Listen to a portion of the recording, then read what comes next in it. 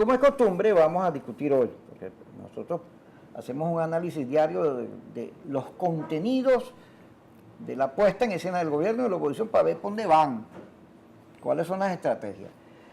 Pero hay un momento que hay que discutir las estrategias, sobre todo en este momento que yo creo que es un momento clave. José Ignacio Guedes, secretario general de la Causa R, yo lo conocí allá en Barquisimeto, además nos llevamos bien desde que nos vimos. Muy bien. Y hemos coincidido muchas veces. La última vez que estuve en la alcaldía, que por cierto nos condecoraron.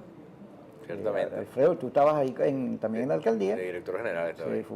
Se lo agradezco en el alma a Alfredito, con el cual yo he tenido, no sé si él te ha contado todas las vicisitudes. Sí, claro. Es que no, en la época dura. Amigo de aventuras. Aventura dura. Mira, José Ignacio, vamos a meternos en Honduras, ¿ves?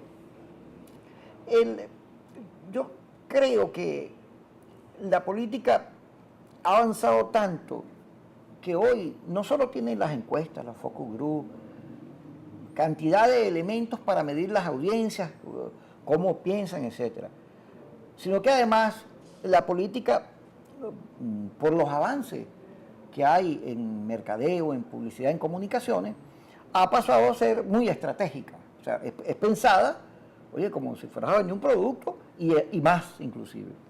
En el caso, fíjate, de Donald Trump, que la gente dice, oye, Donald Trump, mira las cosas que dice. Yo creo que Donald Trump, que es un tipo de dinero, de mercado, de empresa, él lo que hace es encuestas.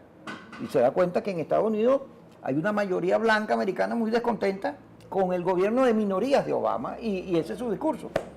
Pero en Venezuela, la entrada de Chávez en escena, como los militares son estratégicos, porque ven eso inclusive como materia. Claro. Porque pues, al final la guerra... Están formados así. Sí, las batallas se ganan para ganar una guerra. Entonces hay una táctica y una estrategia. Entonces, la entrada de Chávez en política cambió los conceptos porque, bueno, Chávez no solo el partido de patrullas y cosas, y milicias y bromas, términos militares, sino la manera en que empieza la política es muy, muy estratégica. Por eso es que ellos hacen esas campañas que tú dices, bueno, ¿y por dónde van? Y al rato te das cuenta que resulta que es que tienen un esquema para hacer las cosas. Entonces el gobierno está enfrentando la minoría, porque el gobierno está en minoría. Totalmente. 80-20. Solo que el gobierno tiene una clave, la Fuerza Armada. El Estado, el Y aparato del Estado y la plata. Sí, sí, correcto. Entonces, claro, no, es un 20% duro, es difícil.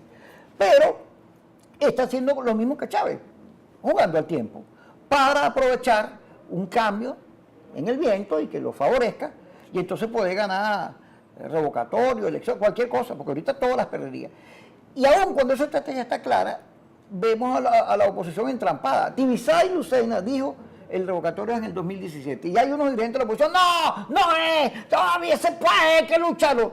Y yo digo, pero, ¿de qué se trata? Se ve que la estrategia de los tipos te está funcionando y algo pasa con la tuya, que tú ni te das cuenta que el otro te la está imponiendo. ¿Cómo ves tú las cosas? Bueno, a veces no es tan compleja la política. Yo también creo que a veces la complicamos nosotros mismos. La política tiene unos fundamentos que no cambian. Por ejemplo, la oposición tiene que hacer oposición, y eso es así. Y tiene que hacer valer una mayoría que ya tiene en la calle para lograr un cambio democrático. Y ese es el reto que asumimos a partir del 6 de diciembre. El revocatorio es una alternativa que está en la Constitución. Aquí hubo un debate muy amplio en los sectores. Nosotros en la Causa R fuimos proponentes de la enmienda. Pero al final, pues, la opinión pública y la MUD como tal se decantó por el revocatorio como la política de cambio principal, ¿no?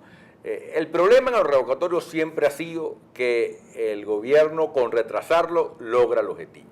No, ni siquiera con eliminarlo, ni siquiera asumiendo el costo político de eliminarlo, porque está claro que ahí Jorge Rodríguez y Tebisay juegan al policía bueno y al policía malo. O sea, Jorge Rodríguez pide que la MUD la ilegalicen, que meter preso a la gente de la MUD, que hay que parar el revocatorio y eliminarlo por vía del TCJ, y Tebisay dice que él no le hace caso a ese extremo, pero la sigue retrasando y retrasando para llevarlo al año que viene, cuando el revocatorio se convierte en ineficaz. ¿Por qué? Porque no cambia de gobierno, quedaría el vicepresidente durante 2 años. Sin embargo, nosotros disciplinadamente pues hemos acompañado esta política con todos los hierros. Hemos hecho actos en Bolívar, en Lara, en Barquisimeto hubo un acto por el revocatorio, y estamos ahorita convocando para el 1 de septiembre con el objetivo unitario de lograr que el revocatorio sea por este año, a pesar de que el gobierno no quiera y a pesar de que el CNE se preste para esta estrategia de retrasarlo descaradamente.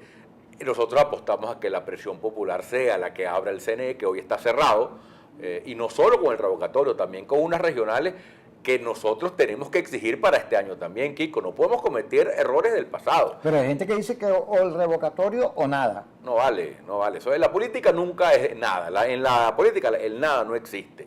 Y yo quiero recordar el error que fue cuando subestimamos obtener una bancada parlamentaria en el 2005, Sí, con la que no fuimos a las parlamentarias. Bueno, eso sería lo mismo subestimar ahora poder rescatar o recuperar hasta 20 gobernaciones que constitucionalmente tocan este año y que el PSUV no ganaría ninguna, y que estamos hablando además de gente de la talla de Tarek El Aizami, de Ameliash, de Arias Cárdenas, de Rangel Gómez, de Adán Chávez, de Bielma Mora. O sea, imagínate tú, esa es la única vanguardia que le queda al PSUV. Ese es el PSUV todo. Las regionales realmente retrocedería el PSUV, los barrería y no vamos a poder volver al poder de lo mal que quedarían ni siquiera en, claro, en la próxima principales cuadros cogerían piso. Y además, si tú piensas en la gobernabilidad del nuevo país, o sea, nosotros queremos un cambio de gobierno, bueno, ese nuevo presidente de la unidad, de un gobierno de unidad nacional, bueno, no puede tener a 20 gobernaciones conspirando contra él. La gobernabilidad del nuevo país depende también de esas gobernaciones, que es algo complementario al revocatorio. Eso no es algo que compite, no vale. Aquí se pueden hacer las dos elecciones, las dos tocan, quien es mayoría quiere elecciones y nosotros debemos exigirla también.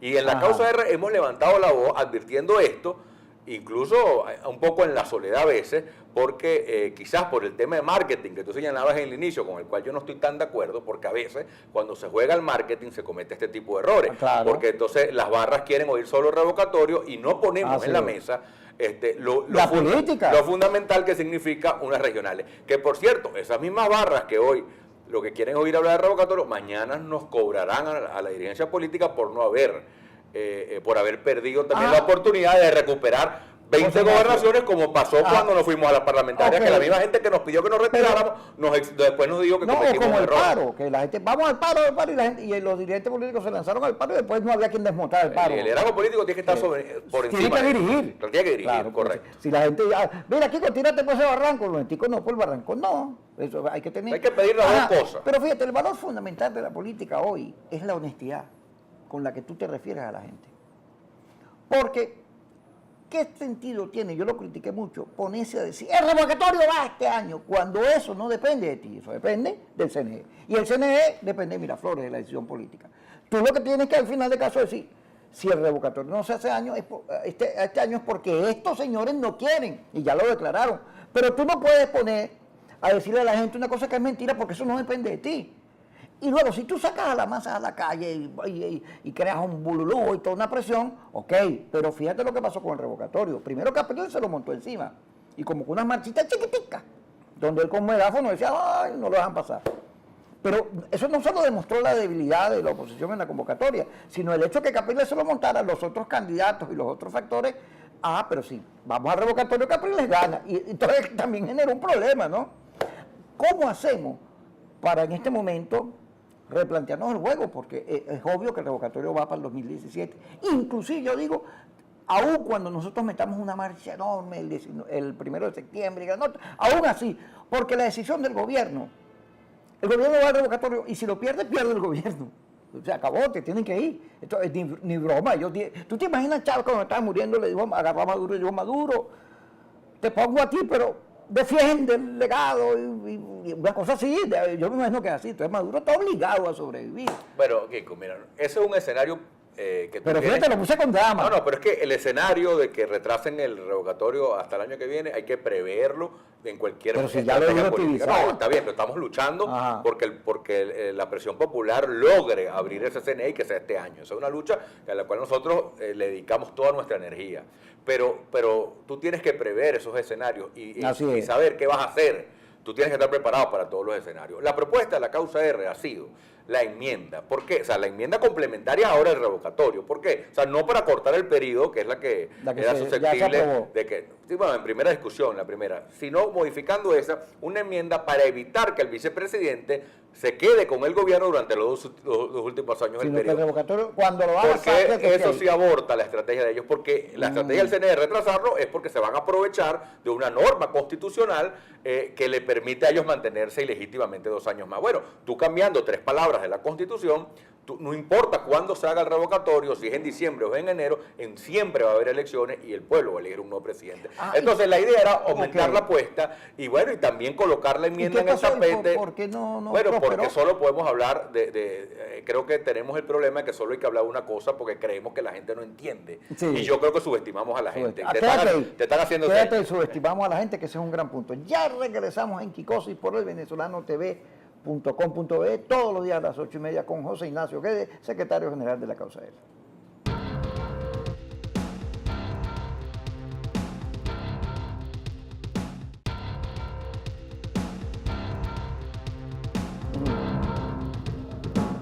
Seguimos con José Ignacio Guedes, secretario general de la Causa R, hablando de política y todo esto. Pero fíjate, volvamos al término de la estrategia. Maduro declaró en estos días, y hoy, por cierto, casi me quedo loco, casi me da un infarto. Maduro declaró que él aspiraba a que el petróleo llegara a 70. Con 70 te recuperas económicamente. Y Delcy Rodríguez ayer declaró que ellos están haciendo todas las gestiones con los países árabes para que haya consenso en la OPEP para subir los precios. Pero el índice este año es que el petróleo baja y sube, no ha estado muy, como suele ser, estable, sino que tiene tendencia. Sí, pero el peor escenario se descartó. Sí. En todo caso se estabilizó el precio. Sí, pero está a 30 por ahí. Pero hoy en Nueva York el petróleo tiró una subida estelar. Y yo dije, ay, dígame si a Maduro le sube el barril a 70. Y entonces, fíjate, él se tira el aumento de sueldo y se clavó a todo el mundo. Porque primero salió Fede Cámara a decir, ay, el país, eso es terrible, vamos a quebrar todo, se acabó lo que quedaba. Que es una visión, bueno, de los empresarios, pero no necesariamente la visión de la gente, del electorado, de la mayoría. Porque una persona que gana 17,000 y le meten a 60, ya sea con un poco de estatica ahí, la cosa farsante, pero oye, ¿cómo está la situación? Una ayudadita. Y salió muchos sectores de la oposición a decir, sí, el aumento es malo. Oye, que yo digo, no, Dios mío, estamos leyendo mal la cosa. Claro. Porque él está jugando a recuperar su espacio, sobre todo el espacio popular, que era el que votaba por Chávez y no vota por él. Pero no solo eso, sino que el viceministro de Trabajo declara que viene otro aumento. Otro aumento le metieron a la panadería, fíjate que quitaron las colas porque una importación de pan. O sea, el gobierno está jugando, está haciendo su juego, ganando tiempo, confiando en que puede, entre los préstitos, la corrección de los mecanismos de distribución del CLAP, que ya lo dijo Freddy Bernal, porque al final los CLAP son para los de ellos. Es un control político, el que esté conmigo tiene comida. El gobierno está jugando a un mejor tiempo para poder, tanto las regionales como las elecciones municipales, pueden tener chance, porque ahorita las perdería. Pero está claro que el gobierno no quiere elecciones. Sí, mira, está pero, claro. pero hay errores, Kiko, todos los días se cometen errores. El aumento. La Causa R fijó posición sobre este tema. Vamos a tener el aumento. Además que, bueno, la Causa R tiene ese posicionamiento laborista, y fue una posición que yo quisiera aprovechar este espacio para difundirla, ¿no?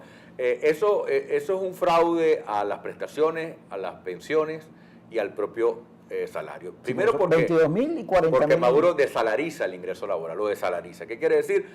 Pone a los trabajadores en la informalidad absoluta, porque 2/3 del ingreso es bono alimentación. Y el cestatique, que por cierto es un derecho que se debe a la lucha parlamentaria de la Causa R, se presentó como un complemento del salario, para que la comida que tú tengas que hacer durante tu jornada laboral no salga de tu salario, sino que sea un complemento por otra vía, lo que se llamó luego el cestatique. Bueno, ahora resulta que Maduro legaliza la esclavitud, porque aquí se paga con comida. O sea, aquí el trabajador trabaja para poder comer ese día él, no para llevar ni siquiera comida para su casa. Porque, ¿qué es el cestatique? El cestatique, por definición legal, es equivalente a una comida balanceada diaria. Ese es el cestatique. Bueno, si el salario hoy es la mitad del cestatique, quiere decir que el salario equivale a media comida balanceada diaria. Ese es el salario mínimo en Venezuela. Porque si es la mitad del cestatique, y el cestatique es, por definición legal, una comida balanceada diaria, el salario es media. Y si tú sumas los dos, lo que ellos llaman el salario integral, bueno, es comida y media. Tú comes la mitad a veces lo que tienes que comer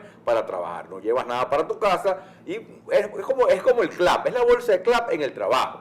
O sea, Maduro, la Venezuela de Maduro es una Venezuela esclavista, donde el trabajador labora para comer durante su jornada y poder sobrevivir. Sí. Eso no puede aplaudirse.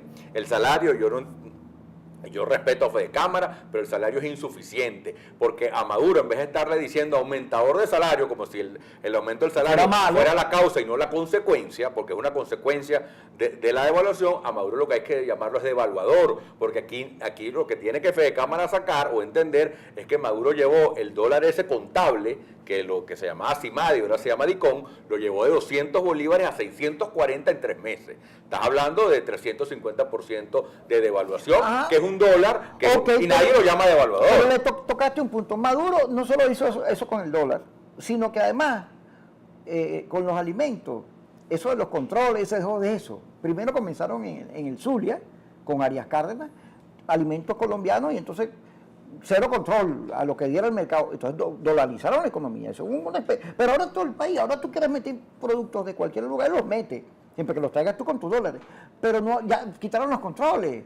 No, es el mismo fíjate control. Lo del Táchira, fíjate, metan caucho, metan lo que sea, porque antes era un problema porque se llevaban los productos, resulta ahora es una solución para el gobierno. Pero por eso es que Maduro mueve el DICOM y lo lleva a 640 y va a seguir subiendo, porque por la ley de precio justo, tú puedes usar ese referente en tu estructura de costo y es legal. Claro. Y es legal, o sea, él lo que quiere es equiparar el dólar oficial con el dólar today, yo lo he llamado Maduro Today, porque ¿cómo explicas tú que el dólar today está estable durante los últimos 3 meses y el Maduro Today ya lo está alcanzando y es el que sube todos los días? Es una devaluación grotesca, la más grande de nuestra historia. Pero es parte de un juego claro, pero ¿quién llama a Maduro devaluador? ¿Cómo resuelve el desabastecimiento? ¡Ay! Libero los precios. Pero el salario sigue siendo paupérrimo, porque está muy por debajo de la devaluación que hizo Maduro. Bueno, pues, esos bolívares valen pero mucho ¿cómo menos. no va a estar si Fede Cámara dice que si subimos el salario quebramos?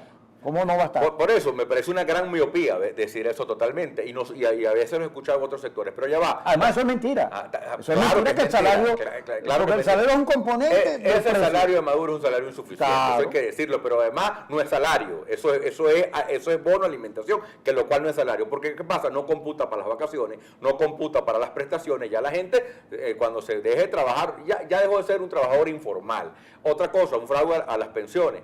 Jubilarse en la Venezuela de Maduro significa dejar de ganar más de la mitad de tu ingreso, porque si tú, un trabajador que activo pasa a no activo, bueno, ya tú pierdes 2/3 del ingreso, porque ya no te dan cesta ticket, porque este gobierno le ha negado ese derecho en reiteradas oportunidades a los adultos mayores. Hay una ley aprobada por esta asamblea que tampoco no la sanciona, y entonces a los adultos mayores están en una situación de indigencia en Venezuela. Entonces, ¿qué vamos a aplaudir? Por cierto, Maduro en su programa el miércoles pasado, BTV pasa entrevista a la gente en la calle sobre el salario, y 2 personas dijeron espontáneamente, bueno, que ojalá no se convierta esa isla de agua, porque la inflación, y bueno, es que no alcanzaba para nada, y Maduro se molestó, y esto hay que verlo para creerlo, pero pasó en el programa de Maduro en vivo, se molestó con la gente, le dijo que eran unos débiles mentales, y llegó a decir, bueno, si quieren echo para atrás el aumento, pues, porque así es Maduro, pues, un tiranito que habla de esa manera. Pero lo que te quiero decir es que es grande, no es tan chiquito. Ese aumento, o un tiranote, pues, pero ese aumento no resuelve ningún problema, lo agrava, porque ahí sí yo le doy la razón a Fede Cámara, que claro que es una espiral inflacionaria y que genera a la vez más inflación, porque no viene acompañado de medidas macroeconómicas o de medidas que cambien el modelo y que reactive la producción en Venezuela, que es la única manera con la cual tú combates la escasez de la inflación, con más producción. Pero, volvamos. Maduro pone a Tibisaya que diga que el referéndum es para el año que viene, para el 17. La oposición, que si no, que si sí, que si es bueno, que si es malo. Aumenta los salarios. Tiene una política de pedir crédito por todos lados. Perfecciona el mecanismo de CLAP para que los suyos reciban su comidita. Y tiene una puesta en escena, otra vez sacaron las milicias, los señores esos que le dan golpe a quien no piensa como ellos para atemorizar a los demás. Y tiene una política en la cual la movilización del 1 de septiembre es el 11 de abril. Está jugando a sacar a la oposición del juego legal, es decir, que la oposición no pide elecciones porque ese es el escenario más malo para ellos. Y entonces está poniendo una práctica, está poniendo una estrategia clarita en juego. Y frente a eso, ¿qué hacemos? Pedir elecciones. Mira, la movilización del 1 de septiembre es para pedir elecciones, para abrir el CNE, que no se malinterprete. Es una convocatoria para exigir elecciones. El revocatorio y las regionales que tocan por derecho constitucional este mismo año. Y esa es nuestra lucha. Somos mayoría y lo que queremos son elecciones para generar un cambio por la vía democrática y electoral. Ahora, la protesta es legítima, la protesta pacífica, que es a la que estamos convocando, es constitucional y por supuesto yo creo que tenemos que demostrar en la calle la fuerza y las ganas de cambiar este país, porque sabemos ya cómo juega este gobierno, que no le importa ya, sabiéndose minoría, no le importa la voluntad popular. Ignacio, ¿tú no crees que ya hay un juego de candidaturas en la oposición, que el revocatorio estaba identificado con Capriles, que Henry Ramos ha utilizado la Asamblea para lanzarse a la campaña electoral, que Henry Falcón está jugando? O sea, ¿tú no crees que ahí hay una sobremesa? No, lo estoy diciendo para irnos al corte, pero dejar la pregunta en la maldad. ¿Tú no crees que ahí hay un juego por debajo que está cantado pero nadie habla de él? Déjame pensarlo. Cuando regresemos, José Ignacio Guedes, secretario general de la causa de Renquicosis, todos los días por elvenezolano.com.be a las 7:30. Y vamos a hablar con José Ignacio Guedes para ver si logramos abrir un canal en Barquisimeto allá con Alfredo. Y vamos avanzando en la batalla por la libertad de expresión y las comunicaciones, que creo que es el escenario clave de nuestros tiempos. ¿Cuándo regresemos?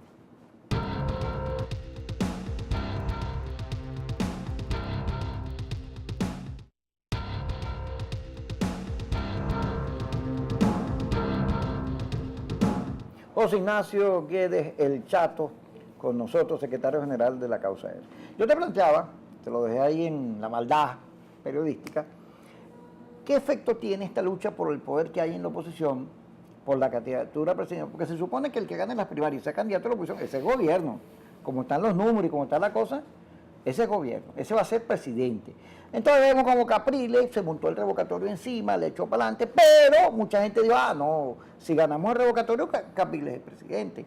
Y los que tienen aspiración dijo que no. Fíjate que Henry Ramos comenzó diciendo, bueno, el CD no va a hacer elecciones de gobernadores, después dijo, tienen una trampa para llevarse el revocatorio, y después lanzó su candidatura presidencial, se ubicó en el 2018. Henry Falcón aparece segundo en las encuestas, con una política nutriéndose del chavismo descontento, le ha ido bien a Henry eso. Pero también está Leopoldo, que hoy le ratificaron su sentencia, y lo tienen ahí amarrado, pero la política, como tú sabes, se mueve. Sí. Y ahí, bueno, hay otras opciones. Bueno, Manuel Rosales también está preso, pero digamos, Nuevo Tiempo y Voluntad Popular pueden. Lilian Tintori ha sonado también que puede entrar si Leopoldo sigue preso. ¿Cómo ese juego, cómo influye en este tema ahorita de la unidad? Que vemos cómo hay declaraciones, ponte María Corrienta diciendo, vámonos para acá, aquí no hay más que desobediencia porque estamos en dictadura. Entonces Andrés Velázquez dijo ayer, bueno, que los trabajadores el 1 de septiembre no trabajen, paro. Y llegó Capriles, ya, con calma, cuidado. O sea, mira, no, yo no lo quiero ver como una lucha porque la democracia no se puede. Eso es legítimo. Es legítimo, pero esos son liderazgos que, bueno, que tienen seguidores, etcétera, y que en la unidad se suman todos, y todos nos sumamos. Entonces, la MUD se nutre, por ejemplo, del liderazgo de Henry Falcón, que tiene una parte del sector oficialista que ya ve en Falcón una alternativa. Eso es muy útil y necesario para esta plataforma. Lo es también un Henry Ramos, bueno, que ha elevado el tono de voz en un momento histórico importante, y bueno, la gente se siente representada en esa dureza con la que Henry Ramos ha llevado la Asamblea Nacional este año, en medio de grandes dificultades. Por supuesto, un Leopoldo López siendo un preso político de gran trascendencia internacional, ha puesto a la oposición en el tapete internacional, y eso se lo debemos, creo yo, hay que decirlo, básicamente a Leopoldo.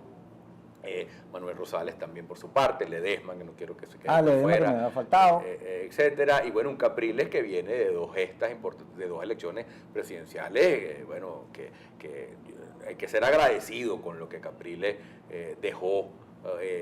hizo pues durante esas dos elecciones. ¿Quién será el nuevo candidato de la MUD? Que como tú dices, será el próximo presidente. Bueno, el que se escoge en primaria. Nosotros creemos que ese es el método. Nosotros creemos en las primarias. Y eso ya vendrá. Yo lo que sí me niego a creer es que estos liderazgos privilegien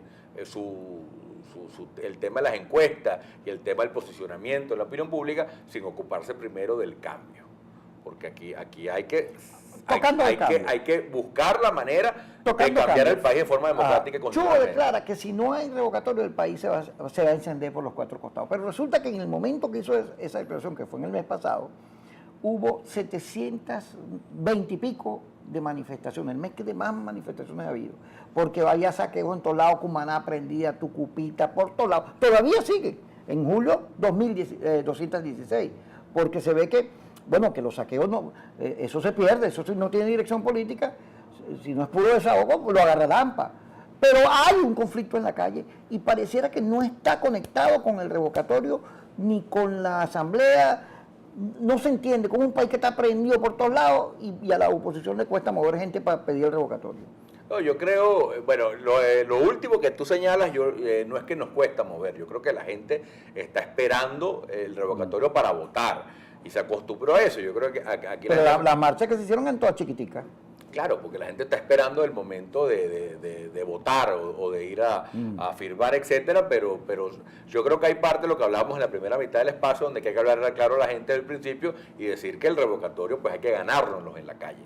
Y yo creo que eso lo está empezando a entender la gente ahorita. Sí, no, y hay que decirlo, cuando lo hagan, lo ganamos. Lo ganamos. Lo importante es esa elección. Ahora, pero sí es un reto de la oposición, de la MUD, de la dirigencia política, de todo. Y en la causa R lo discutimos diariamente y permanentemente como un reto que tenemos, es conectarnos con la protesta diaria que hay social. Aquí hay una protesta diaria, pero que no esté en sintonía con la agenda política. Así es. Y ese es el reto que tiene todo quien se considere dirigente político, tiene que tener como principal tarea conectarnos con esa gente que hoy protesta todos los días y que hay que politizar ahora esa protesta, que es social, que es espontánea, que es económica, básicamente, pero darle una dirección política para que genere el cambio que todo requiere y que la gente entienda que la única manera de dejar de hacer cola, que la única manera de que el país se recupere, de que su salario vuelva a tener el poder adquisitivo que tenía antes, que unas prestaciones sociales sirvan para comprarse un carro o para cambiarle los cauchos, o sea, que volvamos a unos niveles mínimos de bienestar social, tiene que ser a partir del cambio político. Y que hay una dirigencia unida,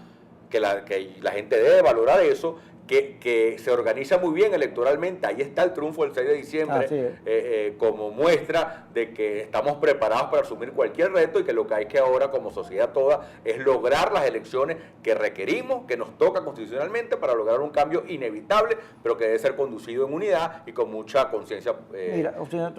A mí me preocupa que el revocatorio se nos convierta en una especie de 11 de abril, no por lo que dice el gobierno, sino por el error que fue eso.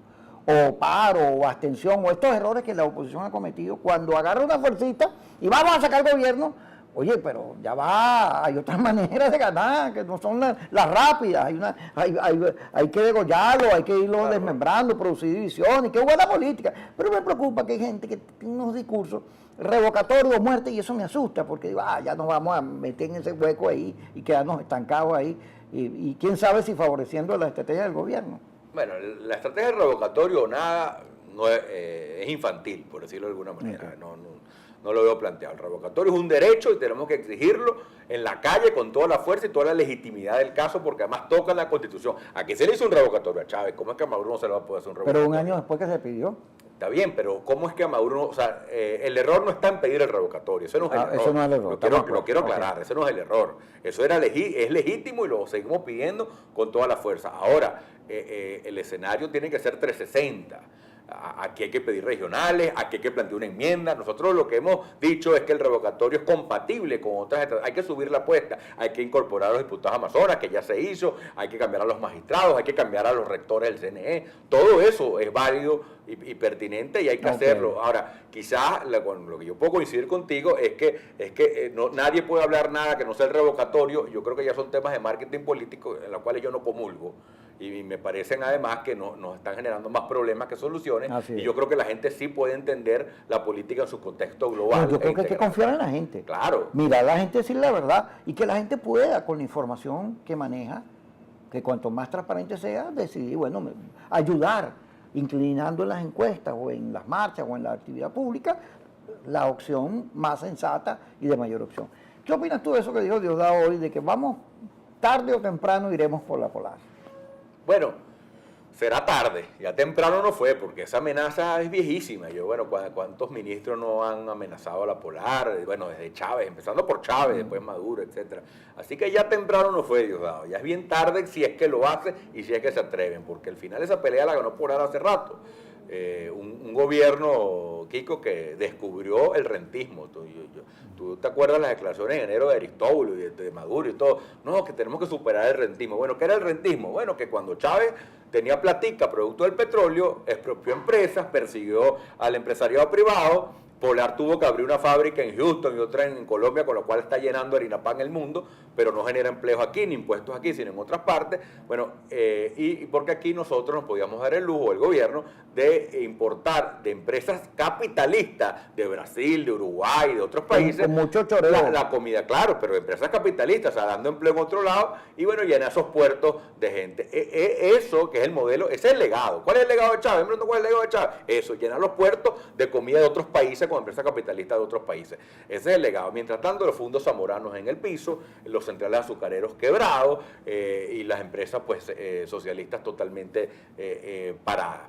Entonces, ¿cuál es la amenaza con Polar es válida cuando Polar más bien es un modelo exitoso? Que necesitamos 20 Polar en este momento para darle comida a la gente y para reactivar el aparato productivo nacional que ellos debilitaron en estas circunstancias. Así que esas declaraciones de Diosdado ¿Cuál es más malo? no dan risa porque Mira, lamentablemente... ¿Cuál es más malo, Diosdado o Jorge Rodríguez? ¿Cuál crees tú que es más malo? Te los regalo a los dos. Pero con lacito. No, te los regalo a los dos. No los quiere su propia gente. Dicen lo que dicen porque saben que no ganan más nunca una nueva elección. Ya Diosdado, de broma, pudo ganar por lista una diputación, pero está lejos de llegar a una gobernación, etcétera. Rodríguez no gana y Jorge Rodríguez no vuelve a ganar. Entonces no les queda otra que hacer el papel de siniestro que tratan de hacer, desmoralizar a la gente, pero ya tocará a la nueva Venezuela, que va a venir más temprano que tarde, pedir cuenta. José Ignacio, que estuvo con nosotros. Recuerde que este programa todos los días lo puede ver en nuestra página elvenezolanotv.com.be. Usted se mete ahí, va a estar. Y lo puede ver el de hoy, el de mañana, el de pasado, porque todos los días así como DirecTV, que usted puede ver la cosa cuando le da la gana, así. Solo tiene que, si quiere verlo en vivo, a las 8:30 por elvenezolanotv.com.be. Gracias, señores, por estar con nosotros. Vámonos.